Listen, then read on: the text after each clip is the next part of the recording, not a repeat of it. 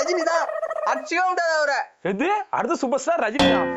தளபதி தான். உண்மையா தல படம் வந்து 10,000 கோடி அடிக்கும். இது ரிவ்யூவா சார் இது? ஸோ இப்படிதான் ரிவ்யூ எடுப்பீங்களா?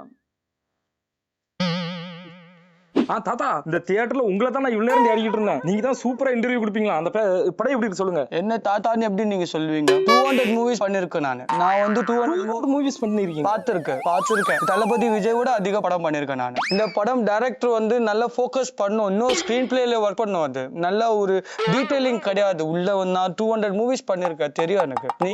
நீங்க எந்த சேனல்? நீங்க பிரபுதேவா மாதிரி டான்ஸ் ஆடுவீங்களா நீங்க? நான் ஆட மாட்டேன். நானும் ஆட மாட்டேன், சும்மா கேட்டேன் உங்களை. இடத்துல ஒர்க் பண்ணுங்க, நல்லா ஸ்கிரீன் பிளே பிரசன்ஸ் இல்ல, ஸ்கிரீன் பிரசன்ஸ் கிடையாது. என்ன பண்றாங்க டைரக்டர்ஸ் இப்பெல்லாம்? சரி, இந்த படத்தோட ஹீரோ எப்படி ஆக்ட் பண்ணிருக்கு? படத்துல ஹீரோவே தேவையில்லைங்க. படம் வந்து ஹீரோ தேவையில்லை. ஹீரோ இல்லாம எப்படிங்க படம் பண்றது? வைங்க ஹீரோ வைங்க.